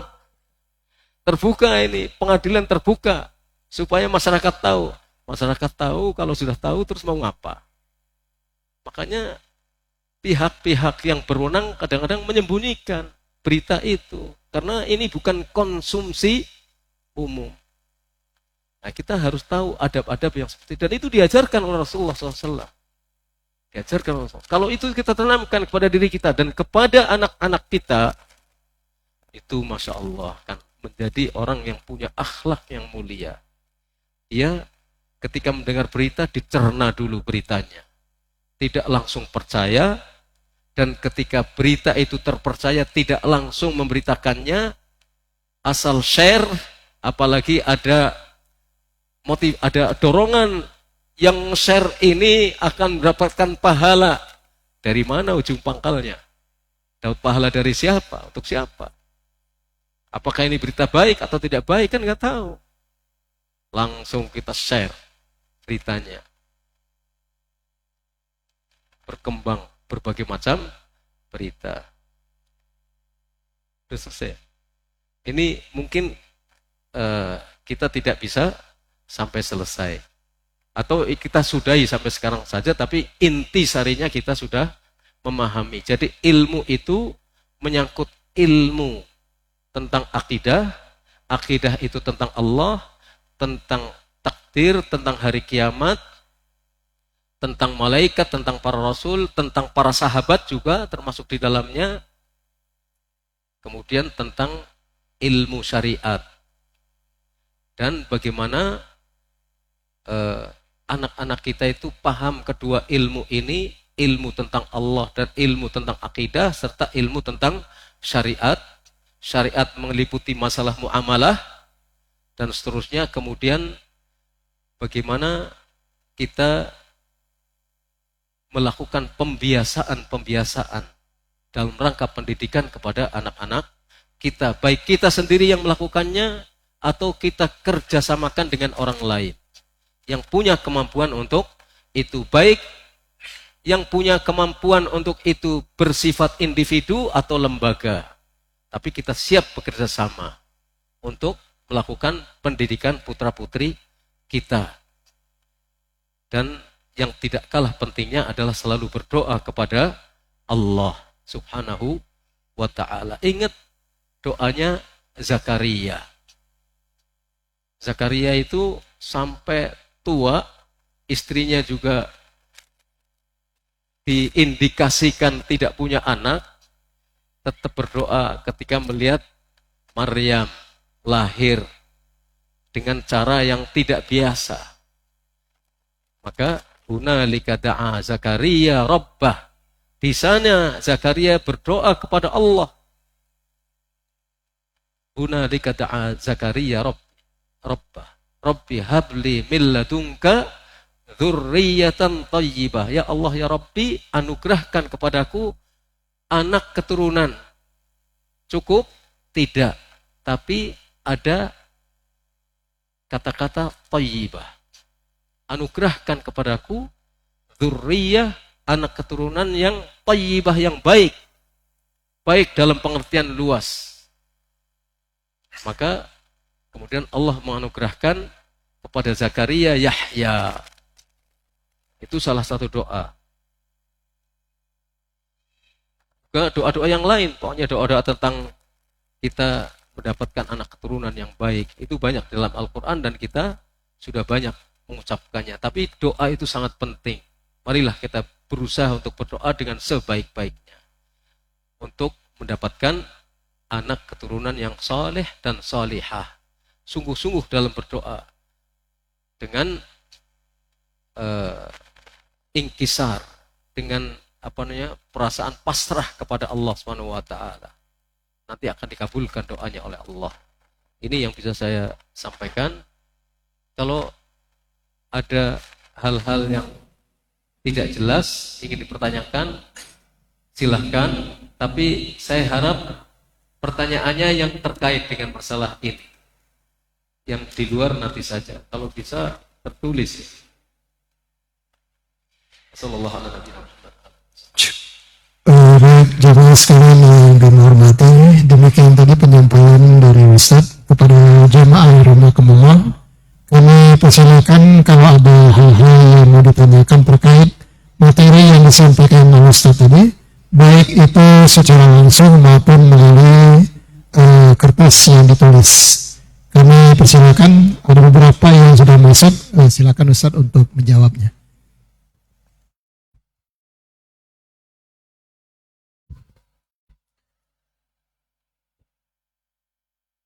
Ada pertanyaan, izin bertanya Ustadz, bagaimana tips memilih lembaga pendidikan tingkat SMP dan SMA agar anak kita bisa aman, selamat agamanya, dan juga memiliki life skill kehidupan ini.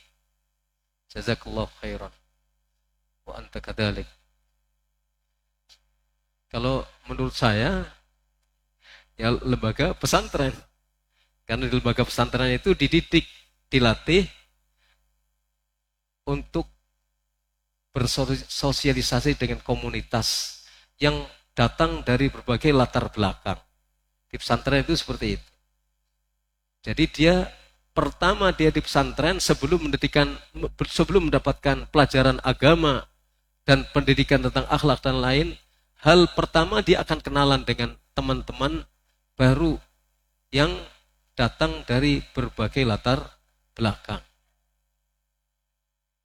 Ya, jadi di situ nanti dia akan, kalau tahan dan bisa bergaul dan orang tua selalu memotivasi, insya Allah itu akan menjadi bekal, value, nilai yang nilainya tidak terukur untuk masa depan dia. Jadi dia akan bisa bergaul dengan segala macam orang. Karena di pesantren itu, ini menurut saya ya, boleh memilih pendidikan yang lain. Tapi kita lihat kurikulumnya, lihat gurunya, lihat kebiasaan-kebiasaan di dalamnya, manajemennya baik atau tidak baik, itu perlu dilihat itu. Dan kita perlu tanya-tanya orang-orang yang lain, teman-teman kita yang punya pengalaman tentang itu. Jadi harus bertanya. Tapi di pesantren itu punya salah satu kelebihannya itu. Kelebihannya itu bisa bergaul, akan bersosialisasi dengan orang yang biasa lemah lembut, bahkan orang yang mungkin sangar, badannya besar tapi lembut, atau badannya kecil tapi galak. Itu bisa. Nanti kalau itu terlatih, itu jadi ketika mengeluh saya dibully, bully itu tidak akan lepas dari dunia ini. Jadi pembulian itu selama tidak berlebihan tidak akan lepas dari lingkungan, dari komunitas. Saya dibully, kamu bersabar.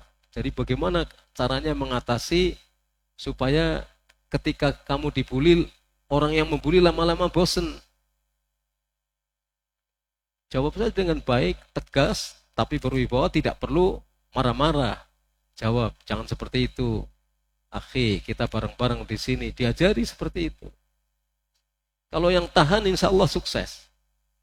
Yang tahan, insya Allah sukses. Di pesantren juga ada life skill. Di pesantren ada life skill. Jadi kebiasaan mandiri seperti itu akan menjadi bekal bagi dia untuk melangkah dalam kehidupan nyata. Dan yang jelas, kalau lulus dari pesantren, pasti insya Allah ya, pasti tapi insya Allah akan bermanfaat bagi lingkungannya. Tidak ada ceritanya lulusan pesantren itu menjadi pengangguran. Gak ada, pasti akan bermanfaat. Entah ngajar anak-anak ngaji, kemudian kalau dia bisa mengembangkan dirinya, maka dia akan bermanfaat. Itu Allah alam. So, mudah-mudahan bisa berikan bekal.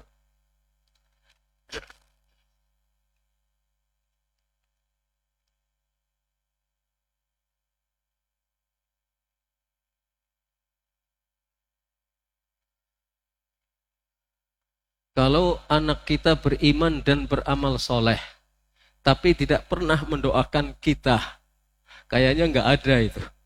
Kalau anak itu menjadi orang beriman dan beramal soleh, pasti akan mendoakan kita. Jadi pertanyaannya ini salah ini. Insya Allah akan mendoakan kita.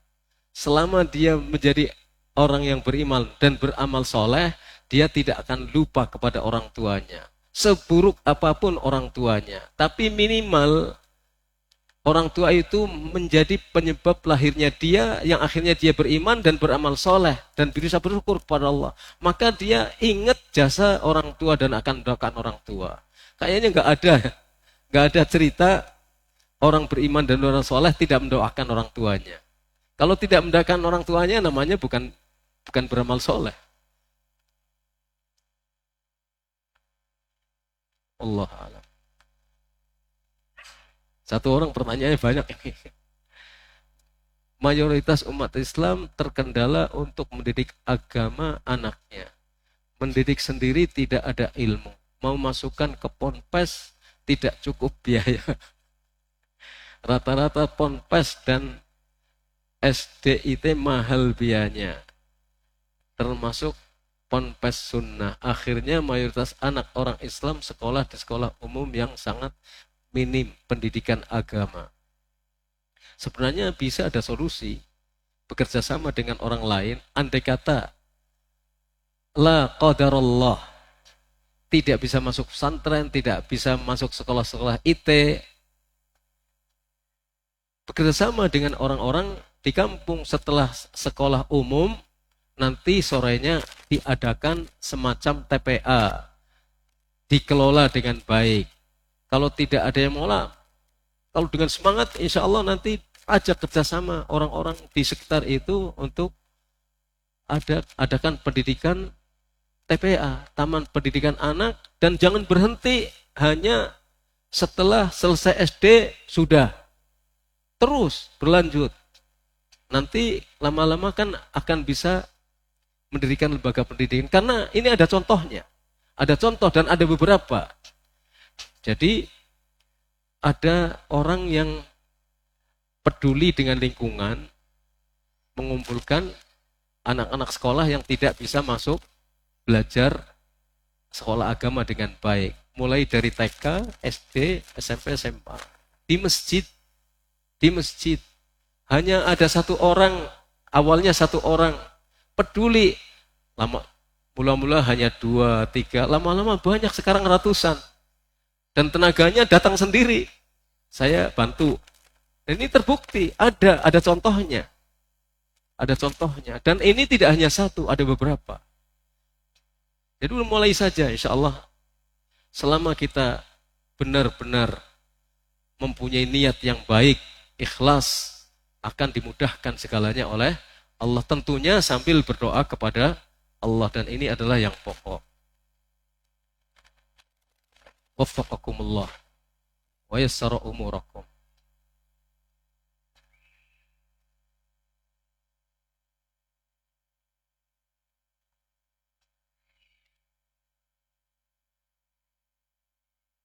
Hawa nafsu. Kalau di dalam Al-Quran disebut ada an-nafsu al-ammarah bisu. Nafsu yang selalu mendorong pemiliknya melakukan keburukan-keburukan. Selalu didorong dirinya untuk melakukan keburukan-keburukan. Tapi ada an-nafsu al-lawwamah yang selalu mencela. Nafsu yang selalu mencela, artinya sebagian ulama mengatakan bahwa orang punya nafsu yang selalu mencela itu adalah ketika melakukan perbuatan-perbuatan buruk, dia selalu mencela dirinya sendiri. Saya kok begini, saya kok begini. Itu tanda-tanda kebaikan. Kemudian ada an-nafsu al-mutmainnah. Nafsu yang mutmainnah. Yang disebutkan irji'i ila rabbiki radiyatan mardiyah. Jadi itu nafsu mutmainnah. Peringkat yang paling tinggi adalah nafsu mutmainnah. Bagaimana cara membedakannya? Ya kalau kecenderungan kita ingin melakukan hal-hal yang salah, maksiat, cenderung kepada yang syubhat, cenderung kepada yang maksiat, lah itu tandanya nafsu yang mendorong kita kepada keburukan. Paling tidak kita menyadari, oh saya banyak salahnya, lalu ingin bertaubat. Ada doa yang diajarkan oleh Rasulullah SAW. Karena tantangan manusia itu Imma dari dalam, imma dari luar. Dari dalam hawa nafsunya sendiri, dari luar syaitan. Dari dalam hawa nafsunya sendiri, dari luar setan. Dalam doa pagi ada kan? Salah satu doanya itu adalah berdoa, Allahumma inni a'udzubika Allahumma inni a'udzubika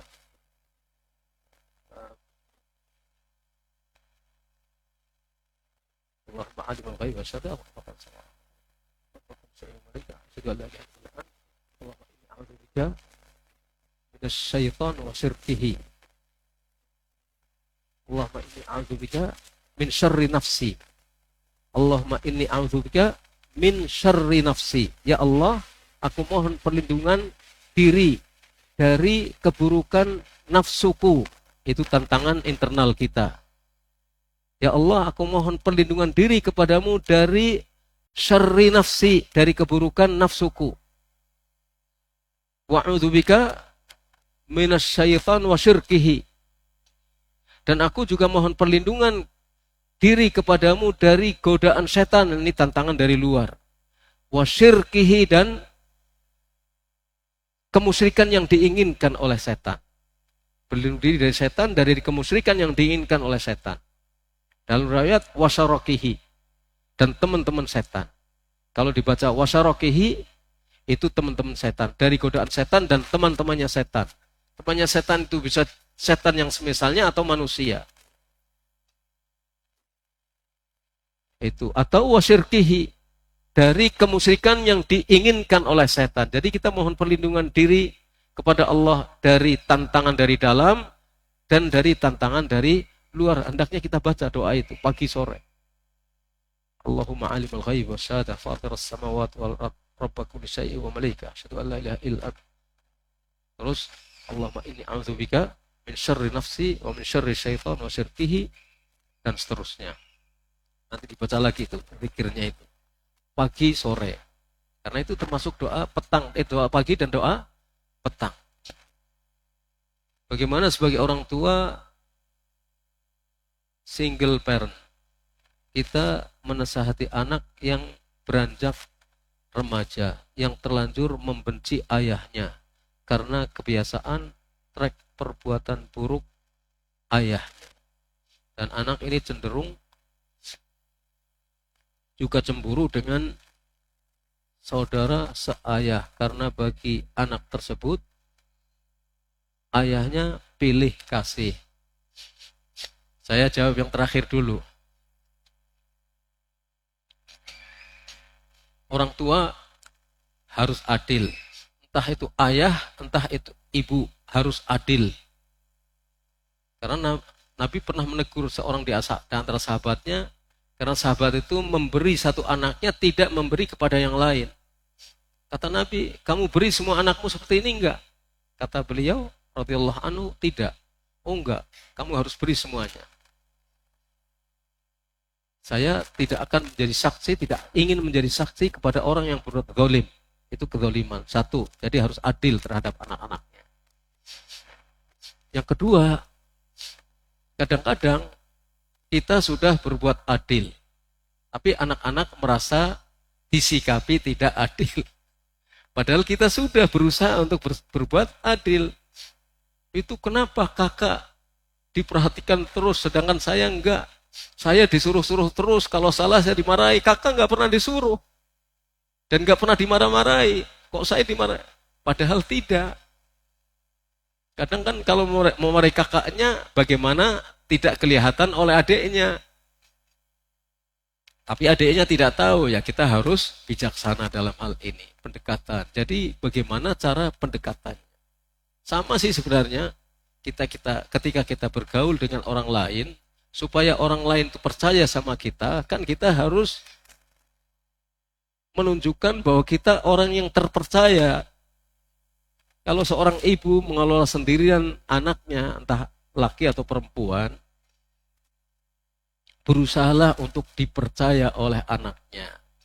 Tapi tidak berarti kita merendahkan diri di hadapan anaknya. Bukan berarti kemauan anaknya kita turuti semuanya. Enggak. Ajak dialog dari hati ke hati. Nah, kamu itu seperti apa sih? Iya, saya sendiri di sini. Itu ayah ternyata nggak peduli sama saya, dia lebih peduli kepada anaknya yang sana. Terus kita ajak bicara, lemah lembut. Nggak begitu, nggak bener itu. Itu kan perasaan saja, misalnya begitu. Tentu bahasa yang harus disampaikan kepada anaknya, masing-masing orang tua lebih paham tentang kondisi dari anak-anaknya. Tapi kita ajak dialog, selalu, bukan sekali, 2 kali, tapi selalu. Ajak ngobrol, hal-hal yang mungkin obrolannya tidak berat, ringan saja. Dan tidak terkesan melarang. Jadi tidak terkesan melarang, padahal kita melarang, inginnya melarang. Tapi kalau dia merasa apa-apa dilarang, semuanya dilarang, nggak boleh ini, nggak boleh itu, ya kita kendorkan sedikit anunya.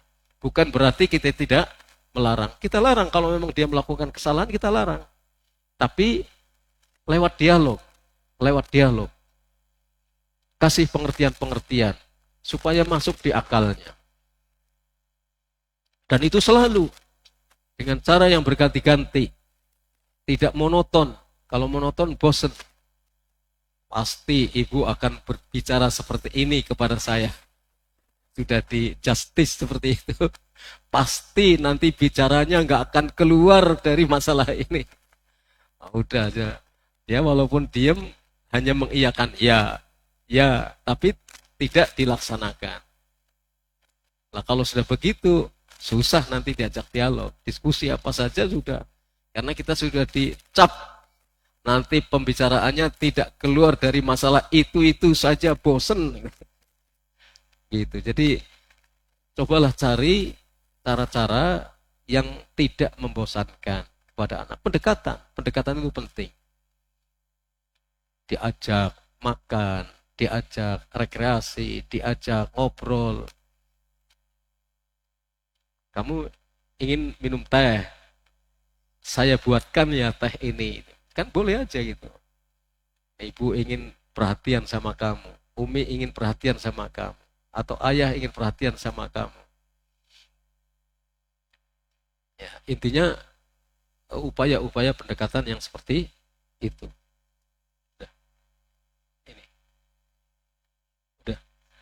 Ya, ini mohon maaf ada pertanyaan yang tidak terjawab. Tapi mudah-mudahan kita semuanya mempunyai semangat untuk memperhatikan anak-anak kita.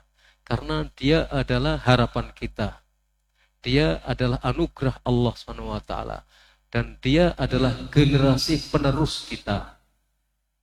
Kita bersyukur kepada Allah, perhatikan baik-baik supaya anak itu menjadi anak yang bermanfaat, soleh dan solihah, manfaat untuk orang banyak, terutama juga manfaat kepada orang tuanya. Menjadi orang-orang yang sama-sama kelak masuk surga dan terhindar dari api neraka. Wassallallahu ala nabiyina Muhammad wa ala alihi wa sahbihi ajma'in. Subhanakallahumma wa bihamdika asyhadu an la ilaha illa anta astaghfiruka wa atubu ilaik. Assalamualaikum warahmatullahi wabarakatuh.